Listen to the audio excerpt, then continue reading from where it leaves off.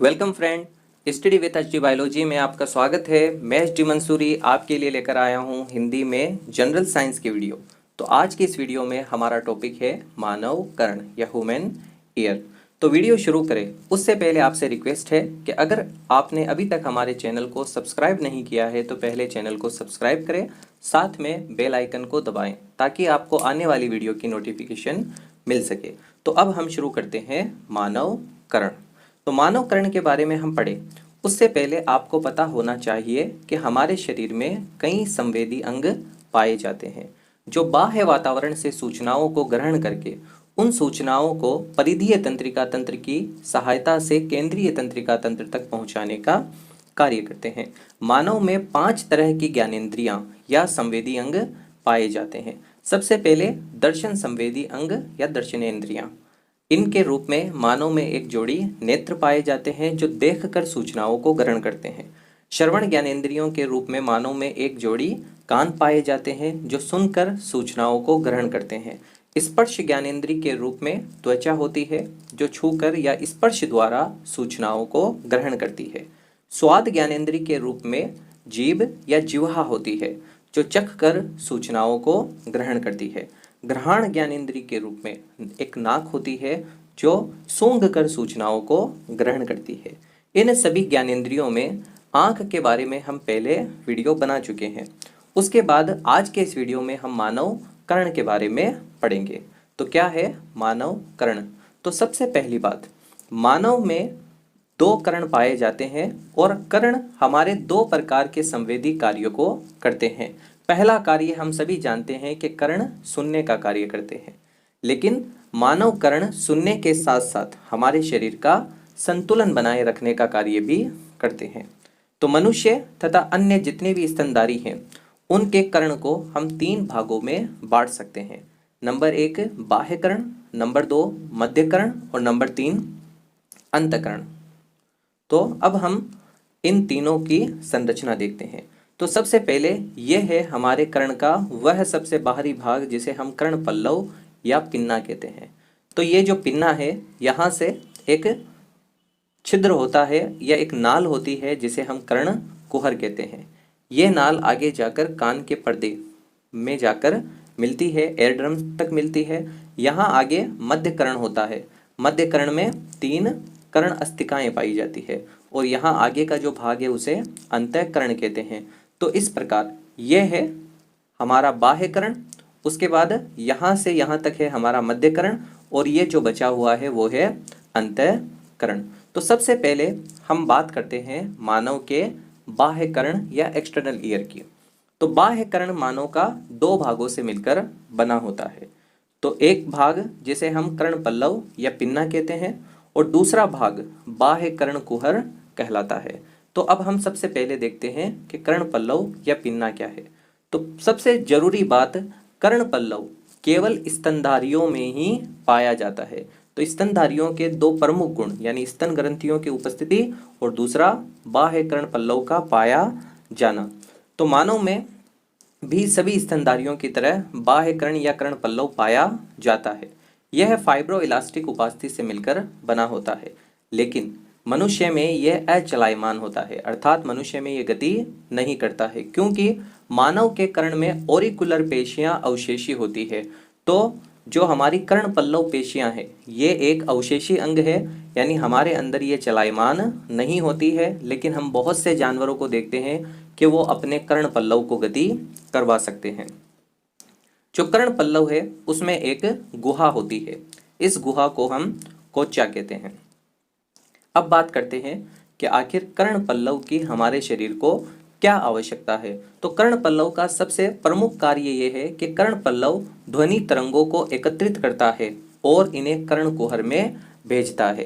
तो अगर कर्ण पल्लव नहीं हो तो हमारी जो श्रवण क्षमता है उसमें कुछ कमी आ जाएगी। क्योंकि हमारा फिर श्रवण क्षेत्र कम हो जाएगा। उसके बाद दूसरे पॉइंट पर हम आते हैं बाह्य कर्ण कुहर। तो कोचा एक सक्रिय नली में खुलता है, यानी कोचा वो छेद है जो हमें बाहर से दिखाई देता है। तो ये जिस संक्रिय नली में खुलता है उसे हम बाह्य कर्ण कुहर कहते हैं। जो आगे चलकर कर्णपटय झिल्ली या जिसे हम कान का पर्दा या एयरड्रम कहते हैं उस तक फैली होती है।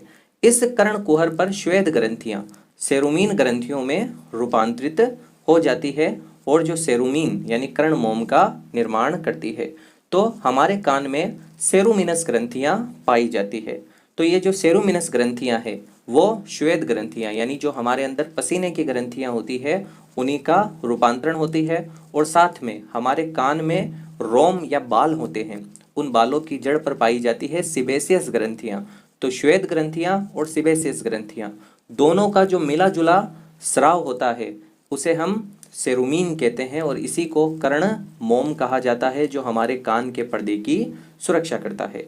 तो इस प्रकार इस डायग्राम में हम हमारे बाह्य कर्ण को देख सकते हैं। तो सबसे पहले यह है कान का वह बाह्य भाग जो उपास्थि से बना हुआ है और हमें बाहर से दिखाई देता है। तो इस भाग को हम कहते हैं पिन्ना या कर्ण पल्लव। कर्ण पल्लव में यहाँ एक छेद होता है, इस छेद को कहा जाता है कोचा। और कोचा जो छेद है वो आगे जाकर जिस नली तक फैला होता है उस नली को हम कहते हैं एयर कैनाल या बाह्य कर्ण कुहर। और यहाँ होता है एयर ड्रम या कान का पर्दा। तो ये जो कर्ण कैनाल है यानी एयर कैनाल है ये हमारे कोचा से लेकर कान के पर्दे तक फैली हुई होती है।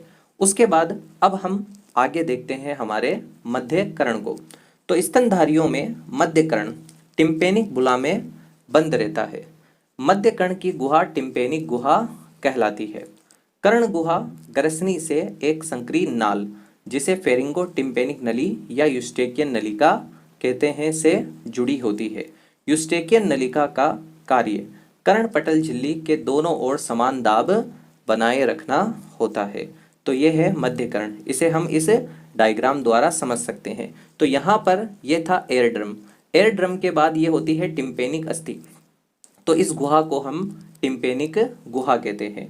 तो जो हमारा कर्ण पल्लव है वहाँ ग्रसनी से ये जुड़ा हुआ होता है और ये जो नलिका होती है इस नलिका को हम यूस्टेकियन नलिका कहते हैं। ये यूस्टेकियन नलिका क्या करती है, तो जो हमारा कान का पर्दा है उसके दोनों तरफ यहाँ पर दबाव पड़ता है। तो जो ध्वनि तरंगे आती है वो कान के पर्दे को कंपन करवाती है। यही कंपन हमारी ध्वनि तरंगों को कई गुना बढ़ा देते हैं। तो ये कंपन हमारे कान के पर्दे को तोड़ सकते हैं। तो कान के पर्दे के दोनों तरफ दबाव बना रहे ये कार्य किसका होता है, ये कार्य यूस्टेकियन नलिका का होता है। तो अब हम आगे बात करते हैं कि हमारे मध्य कर्ण में कौन कौन सी संरचनाएं हमें आगे पढ़नी है। तो सबसे पहली चीज हमारे मध्य कर्ण में सबसे इंपॉर्टेंट चीज ये हो गई यूस्टेकियन नलिका, इसके बारे में हम पढ़ चुके हैं। उसके बाद मध्य कर्ण में जो दूसरी अहम संरचना है वो है कर्ण अस्थिकाएं। तो हमारे कर्ण में 3 अस्थियां होती है। तो सबसे पहले वाली ये अस्थि इसे हम कहते हैं मेलियस, दूसरी ये वाली अस्थि इसे हम कहते हैं इनकस और ये मानव शरीर की सबसे छोटी हड्डी यानी स्टेपिस। तो हमारे एक साइड के कर्ण में या कान में कुल 3 हड्डियां होती है और कुल मिलाकर मानव शरीर में 6 कर्ण अस्थियां पाई जाती है। तो एक यूस्टेकियन नलिका हो गई, दूसरी कर्ण अस्थियां, और जो तीसरी संरचना हमारे मध्य कर्ण में पाई जाती है वो है मध्य कर्ण और अंतःकर्ण के मध्य पाए जाने वाले छिद्र जिन्हें फेनेस्ट्री कहा जाता है। तो एक छिद्र यहाँ होता है और एक छिद्र यहाँ होता है। तो अब हमें मानव कर्ण के बारे में अगली संरचना मध्य कर्ण में पढ़नी है, कर्ण अस्थिकाएं। तो स्तनधारियों की कर्ण गुहा में 3 कर्ण अस्थिकाएं पाई जाती है। ये अस्थिकाएं बाहर से अंदर की ओर एक दूसरे से जुड़ी होती है। तो सबसे पहले जो पहली अस्थि है जिसे हम कहते हैं मेलियस, ये जुड़ी होती है कान के पर्दे से। और जो सबसे अंतिम अस्थि है जिसे हम कहते हैं स्टेपिस, ये जुड़ी होती है फेनेस्ट्रा ओवेलिस नामक छिद्र से। यानी यहाँ 2 छिद्र होते हैं, एक फेनेस्ट्रा ओवेलिस एक फेनेस्ट्रा रोटेंडस। तो ये फेनेस्ट्रा ओवेलिस से जुड़ी होती है और बाकी ये अस्थियां दोनों तरफ एक दूसरे से जुड़ी होती है। तो इनमें जो बीच वाली अस्थि है इनकस, ये दोनों ही तरफ अन्य अस्थियों से जुड़ी होती है, जबकि जो ये वाली अस्थि है मेलियस, ये एक तरफ तो कान के पर्दे से जुड़ी हुई है और दूसरी तरफ इनकस से जुड़ी हुई है। और ये वाली जो अस्थि है स्टेपिस, ये एक तरफ तो फेनेस्ट्रा ओवेलिस से जुड़ी हुई है और दूसरी तरफ ये इनकस से जुड़ी हुई है। तो इस प्रकार हम कह सकते हैं कि जो मानव की कर्ण अस्थियां हैं ये कर्णपटह झिल्ली से लेकर फेनेस्ट्रा ओवेलिस तक फैली होती है। तो यहाँ हो गई कर्णपटह झिल्ली और जहाँ ये खत्म हो रही है वहाँ है फेनेस्ट्रा ओवेलिस। अब हम इन तीनों अस्थियों को एक एक करके पढ़ते हैं। तो सबसे पहले हम बात करते हैं मेलियस की। यह हथौड़े के आकार की कर्ण अस्थिका है जो ऑर्टिकुलर अस्थि के रूपांतरण से बनती है। तो ये हथौड़े के समान दिखाई देती है। तो ये सबसे पहली अस्थि है जिसका नाम है मेलियस। तो मेलियस का एक सिरा जुड़ा हुआ होता है कान के पर्दे से और दूसरा सिरा जुड़ा हुआ होता है इनकस से। उसके बाद जो दूसरी अस्थि है वो है इनकस। यह निहाई के आकार की होती है। यह क्वाड्रेट अस्थि के रूपांतरण से बनी होती है। तो यह है निहाई जो एक लोहार के पास होती है। तो इस निहाई के जैसी ही ये दूसरी अस्थि है जिसे हम कहते हैं इनकस। तो ये जो इनकस है इसका एक सिरा तो जुड़ा हुआ होता है मेलियस से और दूसरा सिरा जुड़ा हुआ होता है स्टेपिस से। तो यहाँ से तो ये स्टेपिस से जुड़ी होगी और यहाँ से ये मेलियस से जुड़ी होगी। ये एकमात्र ऐसी अस्थि है यानी एकमात्र ऐसी कर्ण अस्थि है जो दोनों तरफ अन्य कर्ण अस्थिकाओं से ही जुड़ी होती है। उसके बाद तीसरे नंबर पर आती है स्टेपिस। यह घोड़े की जीन की रकाब के आकार की होती है या फिर हम कहते हैं यह घोड़े के रकाब के आकार की होती है। ये हायोमैंडिबुलर अस्थि के रूपांतरण से बनती है। तो यह है स्टेपिस। तो स्टेपिस का जो एक सिरा है ये जुड़ा होता है इनकस से और ये जो दूसरा सिरा है वो जुड़ा होता है फेनेस्ट्रा ओवेलिस नामक छिद्र से। और यह है घोड़े की रकाब यानी जिसके ऊपर पैर रखकर घोड़े के ऊपर बैठा जाता है या घुड़सवारी की जाती है। उसके बाद अब हम बात करते हैं मध्यकर्ण और अंतःकर्ण के बीच में पाए जाने वाले दो छिद्रों की। तो मध्यकर्ण और अंतःकर्ण के बीच में जो झिल्ली पाई जाती है इस अस्थिल झिल्ली में दो छिद्र होते हैं। एक छिद्र होता है अंडाकार और दूसरा छिद्र होता है गोलाकार। तो जो सबसे ऊपर अंडाकार छिद्र होता है यानी मध्यकर्ण और अंतःकर्ण के बीच में जो अंडाकार छिद्र है इसको कहते हैं फेनेस्ट्रा ओवेलिस। और जो नीचे जो दूसरा छिद्र होता है गोलाकार इसे कहते हैं फेनेस्ट्रा रोटेंडस। तो इस छिद्र से होकर ध्वनि तरंगे अंदर जाती है और ये छिद्र अतिरिक्त ध्वनि तरंगों को वापस मध्यकर्ण में लाने का कार्य करता है। तो मध्यकर्ण और अंतःकर्ण के मध्य एक पतली अस्थिल झिल्ली पाई जाती है जिसमें दो छिद्र होते हैं। जो प्रथम छिद्र है वो है फेनेस्ट्रा ओवेलिस और जो दूसरा छिद्र है वो है फेनेस्ट्रा रोटेंडस। तो सबसे पहले हम देखते हैं फेनेस्ट्रा ओवेलिस।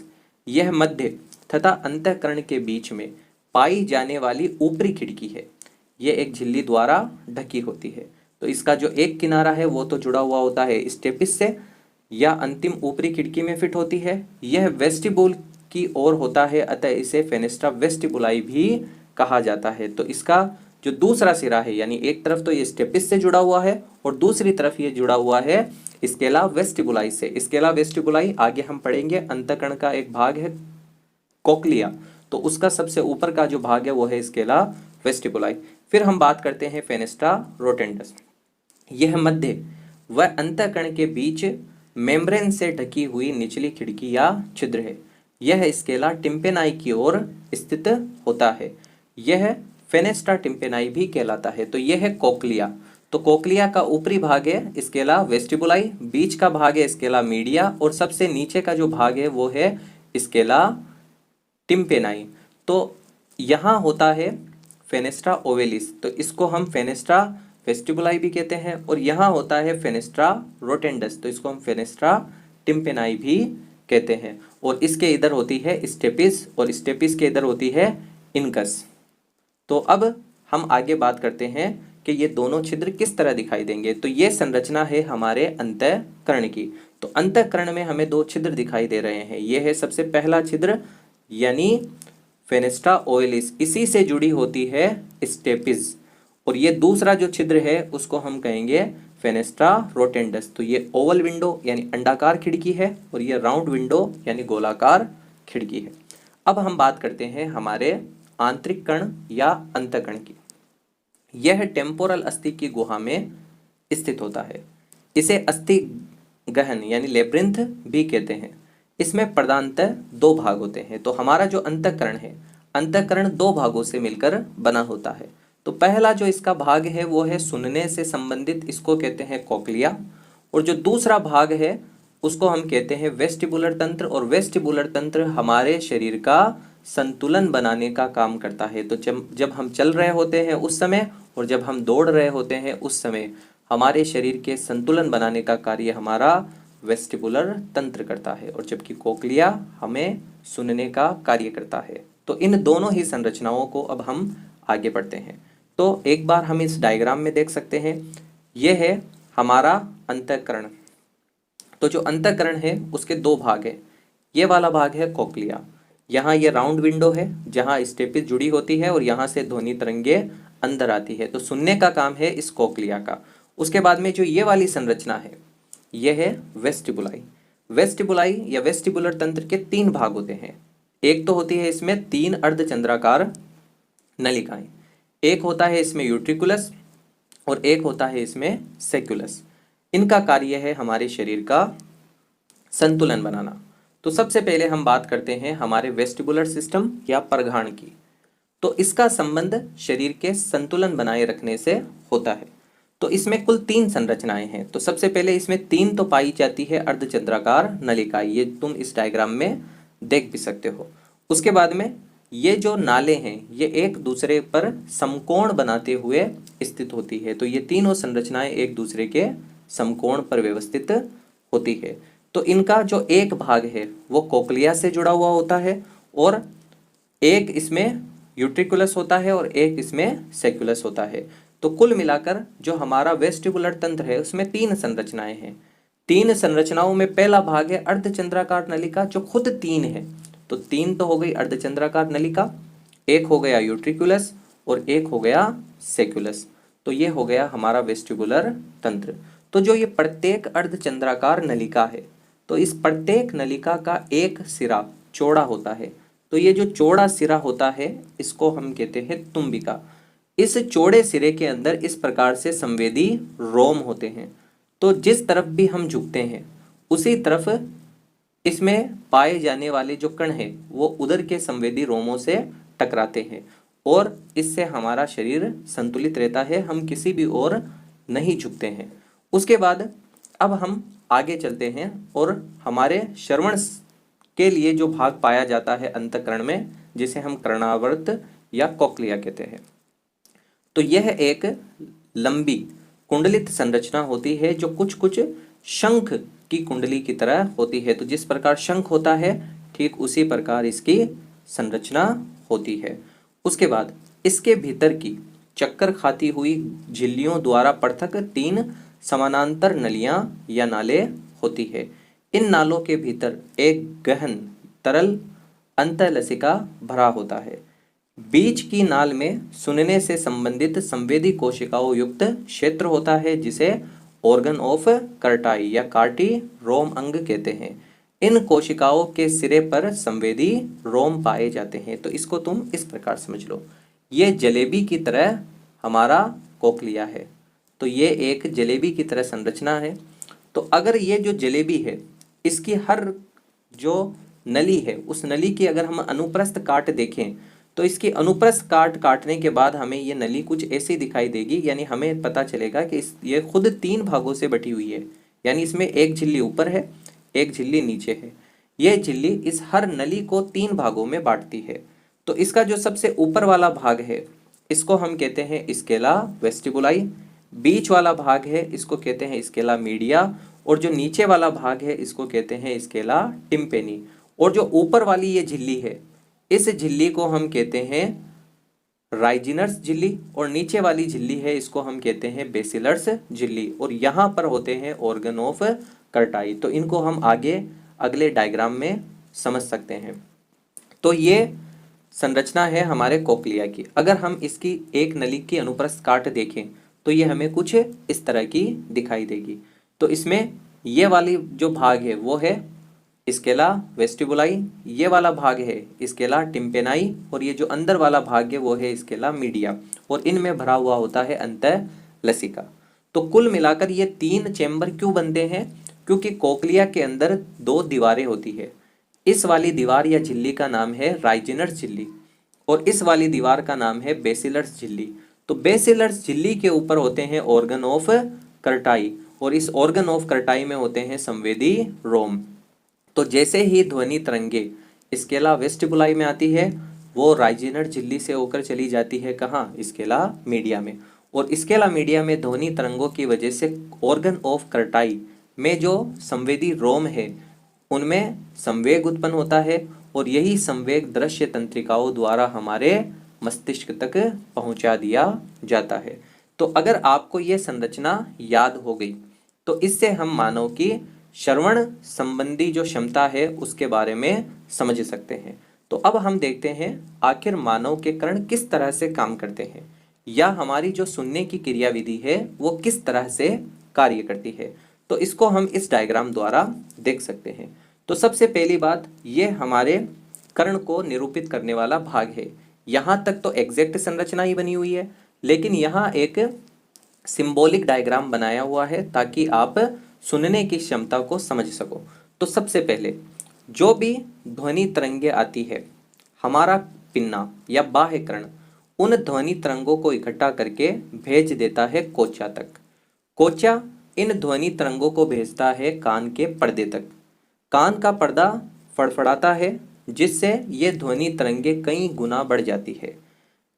अब यहाँ से ये ध्वनि तरंगे इन कर्ण अस्थिकाओं द्वारा और भी कई गुना हो जाती है, क्योंकि ये कर्ण अस्थियां भी गति करती है, जिससे होकर फिर यह ध्वनि तरंगे मध्य कर्ण में आ गई। अब मध्य कर्ण में और अंतःकरण के बीच में दो छेद हैं, ये वाला है फेनेस्ट्रा ओवेलिस और नीचे वाला है फेनेस्ट्रा, ये वाला फेनेस्ट्रा रोटेंडस। तो सबसे पहले फेनेस्ट्रा ओवेलिस इस सूचना को हमारे कोक्लिया के स्केला वेस्टिबुलाई में ले जाता है। तो ये है स्केला वेस्टिबुलाई। अब स्केला वेस्टिबुलाई, और यानी ये तुम पीछे पढ़ चुके हो कि ये है हमारा कोक्लिया और उसके अनुप्रस्थ काट, तो ये है स्केला वेस्टिबुलाई। नीचे वाला भाग स्केला टिम्पेनाई, बीच वाला भाग स्केला मीडिया, और स्केला वेस्टिबुलाई और स्केला मीडिया भी आपस में जुड़े हुए होते हैं। तो जिस छिद्र द्वारा ये जुड़े हुए होते हैं, इस छिद्र को हम कहते हैं हेलिकोट्रेमा। तो ये है हेलिकोट्रेमा छिद्र। तो सबसे पहले सूचनाएं आई हमारे स्केला वेस्टिबुलाई में। तो स्केला वेस्टिबुलाई जितनी श्रवण के लिए आवश्यक तरंगे हैं, उन तरंगों को तो भेज देगा राइजिनर झिल्ली को पार करके स्केला मीडिया में, यानी राइजिनर झिल्ली को पार करके ये चली जाएगी स्केला मीडिया में। लेकिन कई बार हम अपनी श्रवण क्षमता से भी ज़्यादा आवाज़ की या आवृत्ति की ध्वनियाँ सुन रहे हैं जो हमारे कान को क्षतिग्रस्त कर सकती है।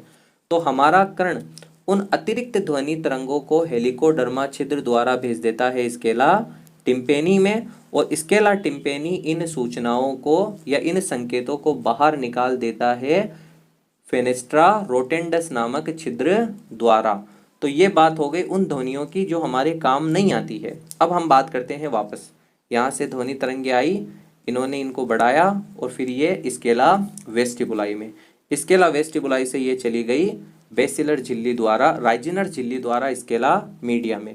स्केला मीडिया में जाते ही जो आधारीय झिल्ली है यानी बेसिलर झिल्ली है, उसमें कंपन शुरू हो गए। उसमें कंपन शुरू हो गए तो यहाँ है ऑर्गन ऑफ कर्टाई, इनमें कंपन शुरू हो गए। और यहाँ कंपन शुरू होते ही या टेक्टोरल झिल्ली होती है वो फड़फड़ाने लगी, और टेक्टोरल झिल्ली से ये सूचनाएं चली गई हमारी श्रवण तंत्रिका द्वारा हमारे मस्तिष्क के पास, और मस्तिष्क इन ध्वनि तरंगों को पूर्व ज्ञान के आधार पर पहचान लेता है। अगर हम ये आवाज़ प्रथम बार सुन रहे हैं तो इन्हें भविष्य के लिए याद कर लिया जाता है। तो ये है मानव के शरीर की श्रवण क्षमता या मानव की सुनने की क्रियाविधि। तो इस वीडियो में हम मानव कर्ण की संरचना और उसकी क्रियाविधि को डिटेल से पढ़ चुके हैं। अगर ये वीडियो आपको अच्छा लगा तो वीडियो को लाइक कीजिए, शेयर कीजिए और इस चैनल को सब्सक्राइब कीजिए। अगर आपको इसी तरह के वीडियो और चाहिए तो हमें कमेंट में लिखकर बताइएगा।